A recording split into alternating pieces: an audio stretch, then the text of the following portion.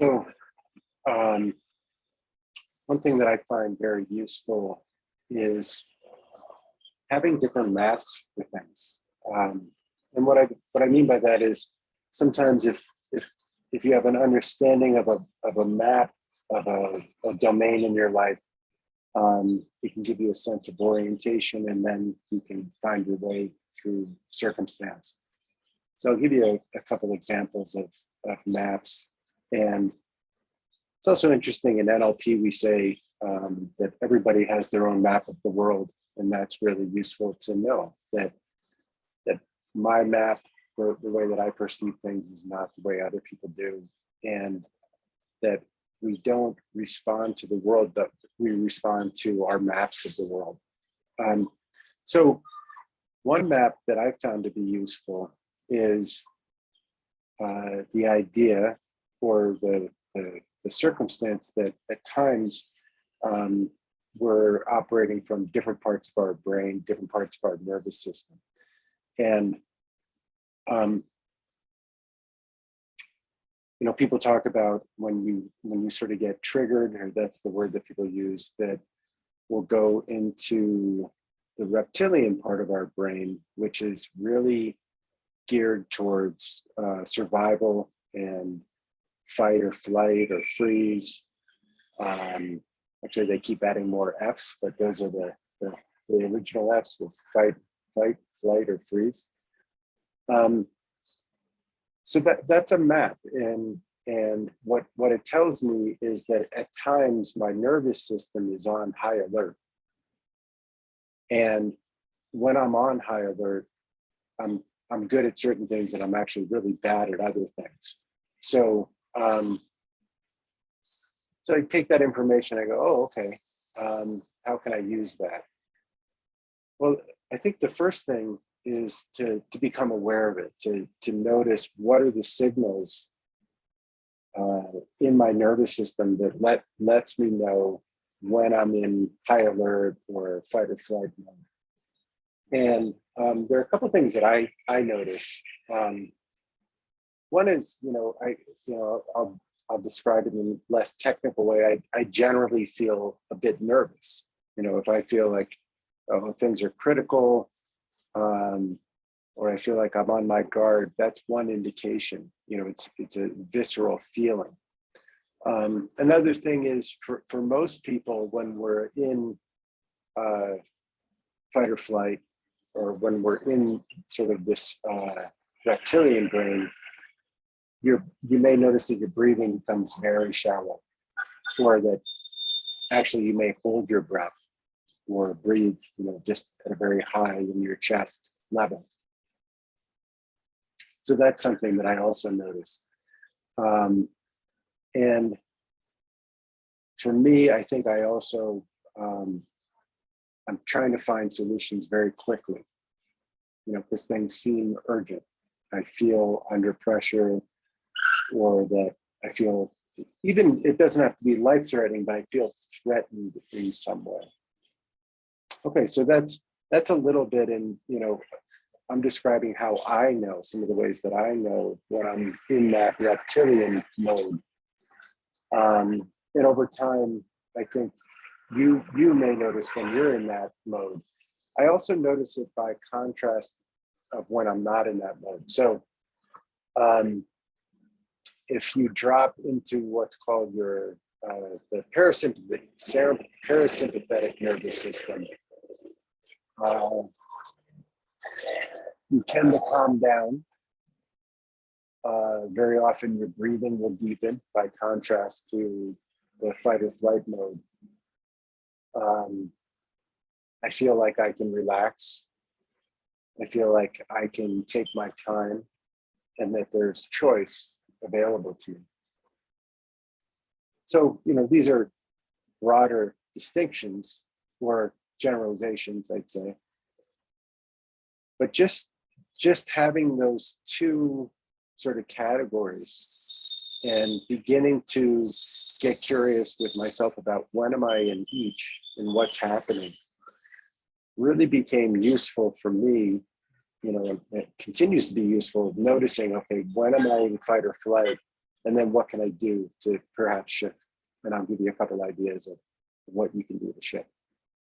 The other thing that helped me with this, and I think I first became, one of the ways that I became aware of this was through the work of Daniel Siegel, who wrote a book called Mindsight. He's written a bunch of books, and he is a neuroscientist and does fantastic work explaining what part of your brain is activated and what's likely to happen.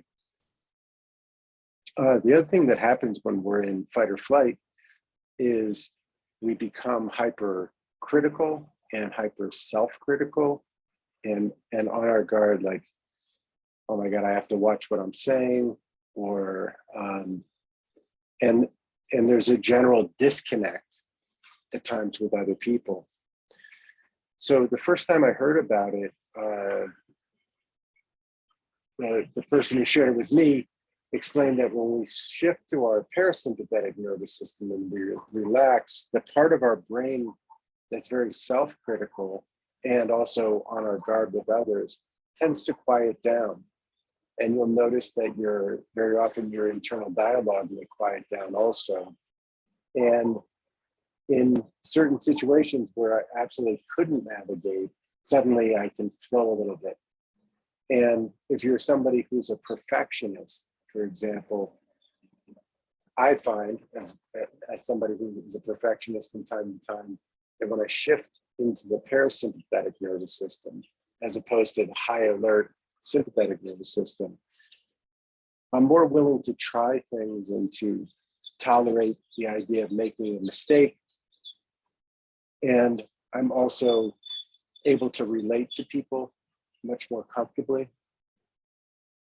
So, and again, I started out with the idea of having a map. So just this map of, am I in high alert in reptilian mode, or am I centered? Am I in my parasympathetic nervous system? It can be tremendously useful if you notice you get stuck, or if you're nervous, or if you're feeling disconnected from other people. That may be an indication, okay, let me look at this map and see if I can shift into the parasympathetic nervous system. The easiest way to do that is to begin to deepen your breathing and to deepen your breathing, connect to your breathing. You may even want to, there's certain practices, put your hand on your chest or on your belly and just breathe for a moment.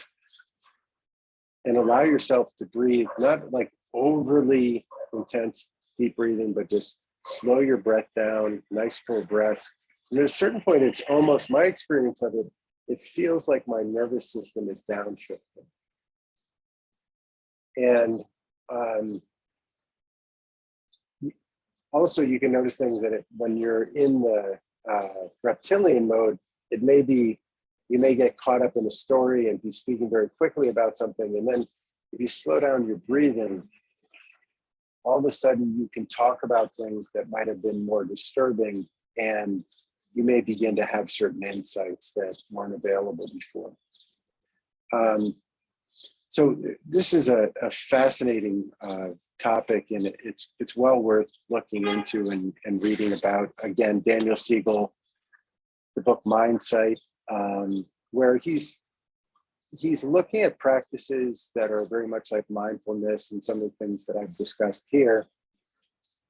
However, he looks at those through the lens of the anatomy of the brain and brain functioning, and what capacities it brings online when we breathe in a particular way and when we're mindful of our experience in a certain way. And also my hope for you is that the next time you notice yourself sort of keyed up and on high alert, that you go, oh, okay, I'm in reptilian mode. When I'm in that part of my brain, I am designed to be on high alert and to be on guard for danger and look for ways to either get the heck out or freeze or just fold. And noticing that you're there, take a moment, take a couple deep breaths, and really allow yourself to start calming down. You can also notice times and places where this happens naturally. If you're somebody who's done martial arts very often, being in that type of practice, depending upon what the ritual is, very often you'll slow down. If you're meditating, that facilitates this shift. Sometimes it can just be a matter of a few breaths and you're there. Other times you may need to practice getting there a couple times. Practices like yoga definitely move you there. Feldenkrais method, if you practice any of that. So I encourage you to take this map for whatever it's worth, and hopefully use it to navigate yourself to a place where you can sort of have some insight and some calm in sorting through whatever you're sorting through.